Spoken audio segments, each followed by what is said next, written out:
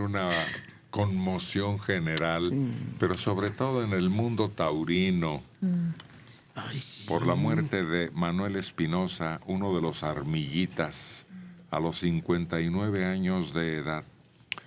Fue hallado muerto por un amigo que lo buscaba después de no recibir respuesta a sus llamadas telefónicas.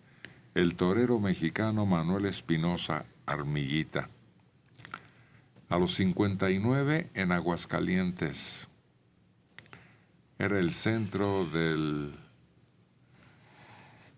grupo familiar, nacido en Aguascalientes el 29 de septiembre del 58.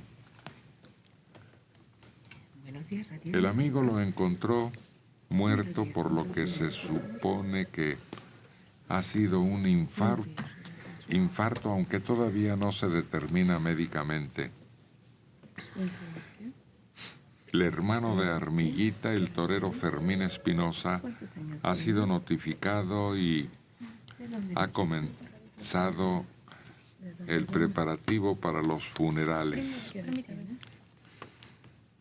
Es uno de los grandes toreros mexicanos de todos los tiempos que inició trayectoria desde su infancia con becerros y festivales. Tomó la alternativa en Querétaro de manos de Manolo Martínez y con la presencia de Eloy Cavazos y el español José Mari Manzanares. Le confirmó en la Plaza México, ya acá en el distrito. Espinosa era mejor conocido como Armillita Chico. Su padre fue considerado uno de los mejores toreros en el país de todos los tiempos. Triunfó en la Monumental en 1979 y logró la confirmación apadrinado por Mariano Ramos. Pero ha habido armillas y armillitas a todo lo largo del siglo XX. Porque primero fue armilla y al siguiente ya le llamaron armillita. Hasta luego. Y desde uno ve los carteles de los años 10 del siglo XX y ahí estaba un hombre inmortal. Hubo un convenio que se rompió de permitir a toreros mexicanos convivir con españoles en sus presentaciones.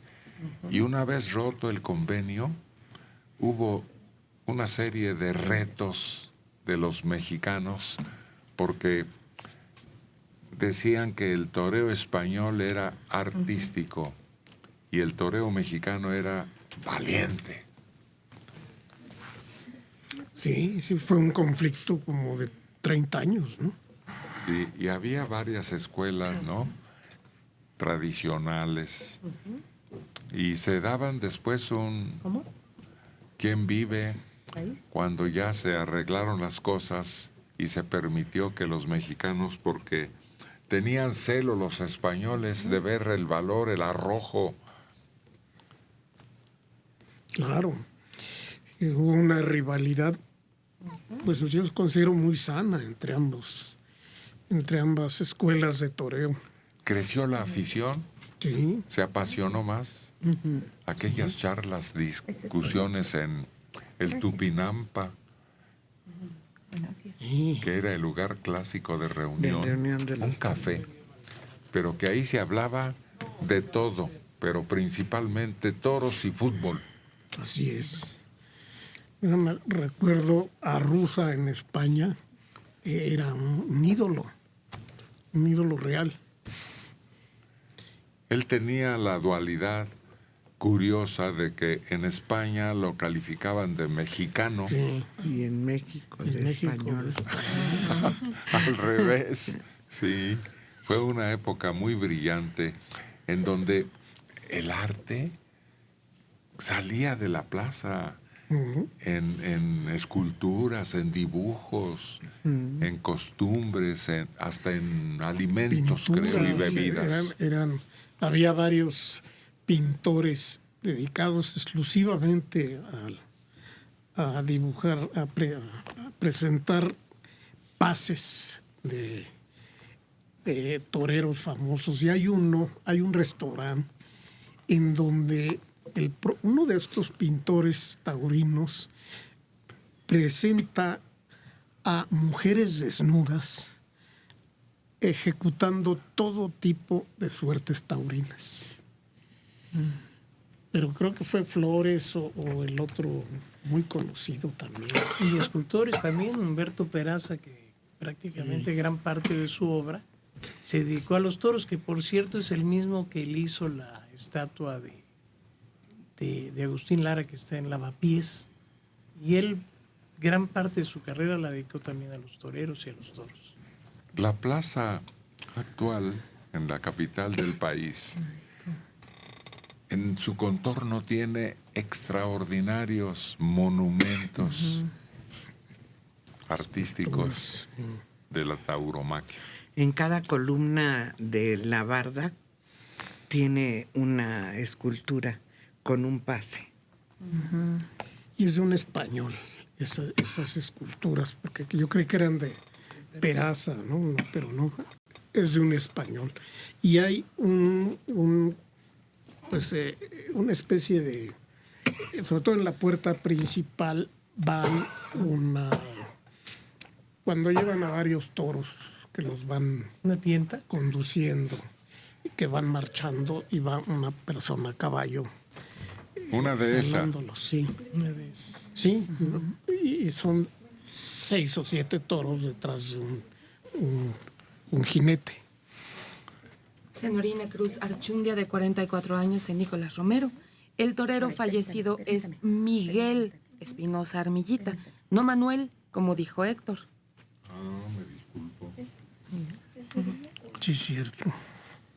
Pero los Armillita, como dice Mario, formaban una familia parecía que todos estaban decididos a ser torerillos o vagos o comentaristas, pero pertenecer al mundo de los toros, tal vez hasta ganaderos. Sí, por ejemplo, el otro, el que sobrevive, Fermín, pues ese nombre es nombre de torero. Nadie le pone Fermín a su hijo a menos de que espere que sea torero. Y Miguel Espinosa en su última época se dedicó a la ganadería también. Después, no me acuerdo si se retiró formalmente o no, pero ya en los últimos años tenía una ganadería. Pues eso es lo que conocen a fondo. Ellos conocen los toros desde que nacen. Ignacio de la Rosa Albino, 52 años, de Eagle Pass, Texas. A las corridas de toros se les llama aquí en Estados Unidos crueldad animal, pero en México se le dice arte. ¿Cuál es la definición correcta? Pues tendremos que remontarnos a la prehistoria, cuando efectivamente en Creta existen dibujos pétreos que muestran las suertes del toreo en sus inicios. Además, crueldad animal implica que los animales son crueles, no crueldad contra los animales. Ese sería el término adecuado. Y en Estados Unidos hay crueldad contra los seres humanos. En diferentes formas, en deportes o en la vida cotidiana. Está hablando de crueldad un país en el que un día matan a 59 y el otro matan a 26. ¿De eso están hablando? Por favor.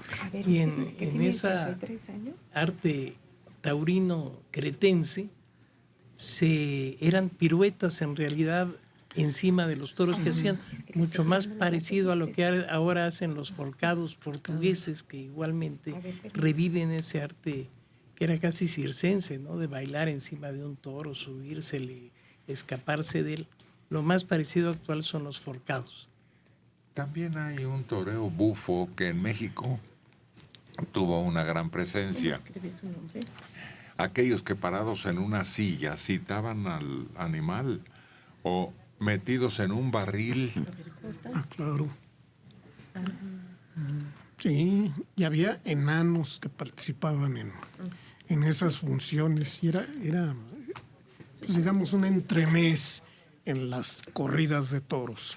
Creo que para reunir fondos para la Cruz Roja se metieron al ruedo Manuel Medel y Cantinflas en su mejor momento como cómicos de teatro y cine y provocaron un lleno completo. Uno de los misterios es cómo Cantinflas derrotaba el toro quitándose la zapatilla y dándosela a oler y de repente, ¡pum! Hubo un toro que cayó ahí. ¿Cómo le hizo? Quién sabe, pero sí, sí sucedió. Agarrado de la cola y el toro correteándolo y no lo Y él alcanzaba. leyendo el periódico. No, practicaba el teléfono, ¿te acuerdas? La suerte, el teléfono. Ese era toreo bufo, que se siguió representando durante mucho tiempo. Tenía pues una gran afición, curiosidad por divertirse en esa forma. Y es que Cantinflas practicó el toreo. No llegó un día, vamos a torear vacilando al toro, no. Pasó un tiempo practicando toreo. Ese era su destino, tal vez, pero se hizo más famoso lidiando en broma a ejemplares que no eran tan peligrosos como los que enfrentaban los doctores en tauromaquia. En Tlalpan, María del Socorro Domínguez, 64 años. En Creta no había tauromaquia, era taurocatapsia. No había crueldad. La persona que se enfrentaba al toro era solo brincándolo, burlándolo. Nunca lo lastimaba.